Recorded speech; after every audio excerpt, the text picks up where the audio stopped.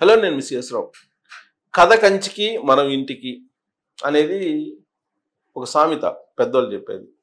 ఇప్పుడు వివేకానంద రెడ్డి గారి murder case, దాని విచారణ, దానికి సంబంధించినటువంటి డిమాండ్స్, వీటన్నిటిని కనుక చూస్తూ ఉంటే వివేకానంద రెడ్డి గారి మర్డర్ కేసు విచారణ అనేది కంచికి చేరినట్టే అనేటువంటి భావాన్ని నేను వ్యక్తం చేయట్లా. ఒక సీనియర్ జర్నలిస్టు, ఒక పత్రికాధిపతి ఆర్కే గారు తన కొత్త పలుకు అనే వీకెండ్లో పొందుపరిచినటువంటి అంశం. ఎప్పుడు కంచికి చేరుతుంది అది అని అంటే, దస్తగిరి ఈ లోకం నుంచి వెళ్ళిపోతే, పరలోకాలకి ఆయన్ని పంపించగలిగితే అప్పుడు ఈ కేసు ఇక కంచికి చేరినట్టే అనేటువంటి అభిప్రాయాన్ని వ్యక్తం చేశాడు. దానికి కారణాలు లేకపోలేదు. వివేకానంద రెడ్డి గారి మర్డర్ కేసులో సాక్షులు ఒక్కొక్కరుగా చనిపోతూ ఉన్నారు. తాజాగా రంగయ్య వాచ్మెన్ అనుమానాస్పద స్థితిలో మరణించారు. ఆయన అంతకు ముందే జగన్మోహన్ రెడ్డి అలాగే భారతిరెడ్డి గారిని తాడేపల్లి నుంచి పులివెందులకు తీసుకెళ్లినటువంటి కారు డ్రైవర్ శ్రీనివాసరెడ్డి ఏదో ఉంది అతని పేరు, అతను, ఆ తర్వాత అనేక మంది, దాదాపు 4-5 అనుమానాస్పద స్థితిలో మరణించారు. అభిషేక్ రెడ్డి జగన్మోహన్ రెడ్డి గారి బ్రదర్, కజిన్ అనమాట. ఆయన యంగ్, ఈ మధ్యనే డాక్టర్ కూడా ఆయన చనిపోయారు. ఇలా అనేక మంది అనుమానాస్పద స్థితిలో మరణిస్తూ ఉన్నారు. వీళ్ళందరూ కూడా సాక్షులు. ఇప్పుడు అభిషేక్ రెడ్డి ఆ రోజున కుట్లు వేయటానికి వచ్చినటువంటి డాక్టరు, సహాయం చేయడానికి. అప్పుడు గంగిరెడ్డి డాక్టర్, భారతిరెడ్డి గారి తండ్రి. గంగిరెడ్డి కుట్లు వేశారు, దానికి సహాయపడ్డది అభిషేక్ రెడ్డి. గంగిరెడ్డి గారు చనిపోయారు, అభిషేక్ రెడ్డి చనిపోయారు, ఆ తర్వాత కారు డ్రైవర్ చనిపోయారు. ఇలా ఒక్కోళ్ళుగా దాదాపు 4-5 చనిపోయారు. వీళ్ళు ఎందుకు చనిపోతున్నారు వరుసగా? లాస్ట్కి ఇప్పుడు దస్తగిరి దగ్గర ఆగింది. ఈ దస్తగిరి ప్రత్యక్ష సాక్షి. ఈ దస్తగిరి కూడా చనిపోతే పొరపాటున ఈ కేసు క్లోజ్ అయిపోతుంది అనేది ఆర్కే గారు తన వీకెండ్లో రాయడం జరిగింది. సేమ్ పరిటాల రవి కేసులో ఏ విధంగా జరిగిందో అదే తరహాలో ఇప్పుడు వివేకానంద రెడ్డి గారి మర్డర్ కేసులో కూడా జరుగుతుంది అనేటువంటి కంపారిజన్ ఆయన చేశారు. ఏంటి, పరిటాల రవి మర్డర్ కేసులో ఏం జరిగింది? ఆ రోజున పరిటాల రవి మర్డర్ కేసులో ఎవరైతే దోషులు ఉన్నారో వాళ్ళు వరుసగా చనిపోయారు, హంతకులు ఉన్నారో వాళ్ళు వరుసగా చనిపోయారు. కానీ ఇక్కడ సాక్షులు చనిపోతున్నారు. ఇదే తేడా, ఇంతకు మించిన తేడా లేదు అని చెప్పి ఆయన తన వీకెండ్లో పొందుపరిచారు. అప్పుడేమో హంతకులు చనిపోయారు ఒక్కొక్కరుగా. ఆ కేసు దాంతో క్లోజ్ అయిపోయింది. ఎవరైతే ఎండ్ ఉంటారో దాని వెనక ఎవరైతే సూత్రధారి ఉంటారో ఆ సూత్రధారి వరకు వెళ్లకుండా అది క్లోజ్ అయిపోయింది. కారణం ఏంటంటే హంతకులు అందరూ చనిపోయారు. అది కూడా అంతే, అనుమానాస్పద స్థితిలో మరణించారు. వాళ్ళందరూ అనుమానాస్పద స్థితిలో వాళ్ళంతా మర్డర్లు అయ్యారు, చనిపోయారు. కొంతమంది మర్డర్ అయ్యారు. సూరి లాంటి వాళ్ళు, ఎంతో రకరకాల జరిగిపోయింది పరిటాల రవి కేసులో. కాబట్టి పరిటాల రవి కేసుని ఆల్రెడీ అందరూ మర్చిపోయారు, విచారణ సంస్థలు కూడా మర్చిపోయాయి. కానీ అసెంబ్లీలో ఆ రోజున పరిటాల రవి మర్డర్ జరిగిన రోజున పెద్ద ఎత్తున అధికార ప్రతిపక్షం మధ్య వాగ్వాదం జరిగింది. అటువైపు సభానాయకుడిగా రాజశేఖర రెడ్డి గారు ఉన్నారు, ఇటువైపు ప్రతిపక్ష నాయకుడిగా చంద్రబాబు నాయుడు గారు ఉన్నారు. దీని వెనక జగన్మోహన్ రెడ్డి గారు ఉన్నారు అని చెప్పి ఆరోపణలు చేసింది ఆ రోజున తెలుగుదేశం పార్టీ. దానికి చాలా సీరియస్గా రాజశేఖర రెడ్డి గారు రియాక్ట్ అయ్యారు. ఆ రోజున అసెంబ్లీలో నేను కూడా కవరేజ్కి వెళ్ళున్నా.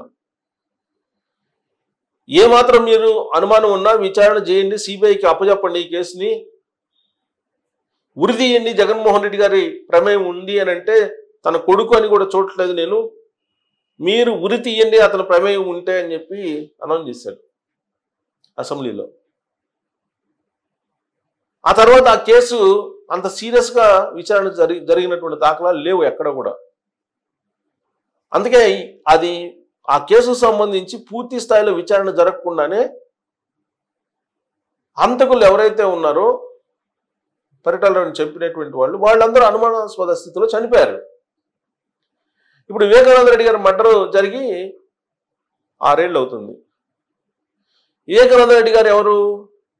ఒక మాజీ ముఖ్యమంత్రికి తమ్ముడు, ఒక మాజీ ముఖ్యమంత్రికి బాబాయ్, ఆయన మాజీ మంత్రి, ఆయన మాజీ ఎమ్మెల్యే, పొలిటికల్ నేపథ్యం ఉన్నటువంటి కుటుంబం, ఒక మాజీ ఎంపీ కూడా ఆయన వివేకానంద రెడ్డి గారు.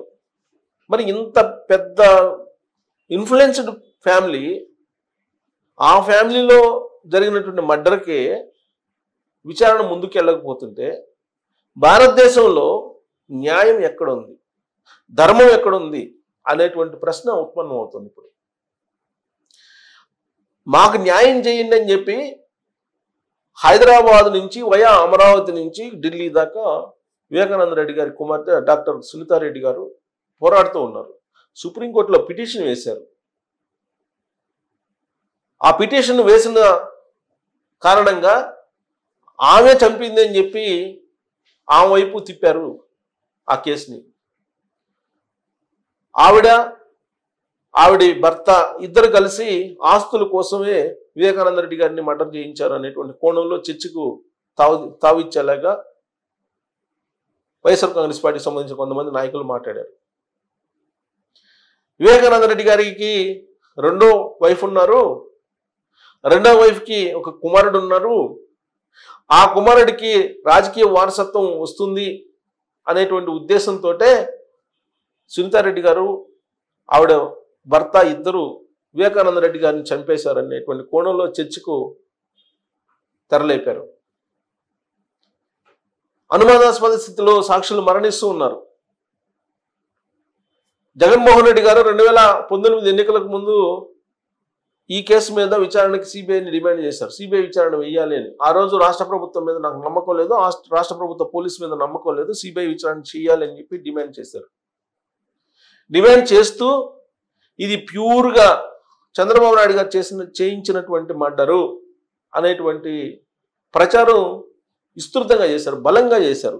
తన సొంత మీడియా ద్వారా, కూలి మీడియా ద్వారా పుస్తకాలు వేయించి నారాసుర నక్త చరిత్ర అంటూ ఢిల్లీ వరకు పుస్తకాలను పంచిపెట్టారు. ప్రజలు కూడా నమ్మారు.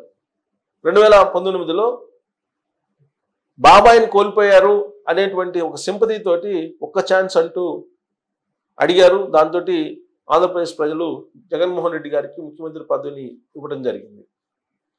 సీన్ కట్ చేస్తే వివేకానంద రెడ్డి గారి మర్డర్ కేసులో సిబిఐ విచారణ అవసరం లేదని చెప్పారు.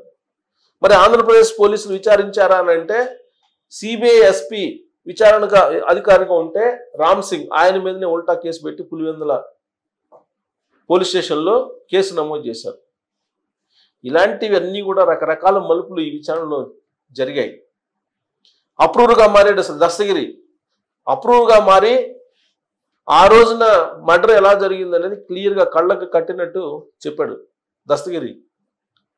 ఆ దస్తగిరి ఇప్పుడు తనకి భయం ఉంది, ప్రాణాపాయం ఉంది అని చెప్పి అతను ఆందోళన చెందుతున్నాడు.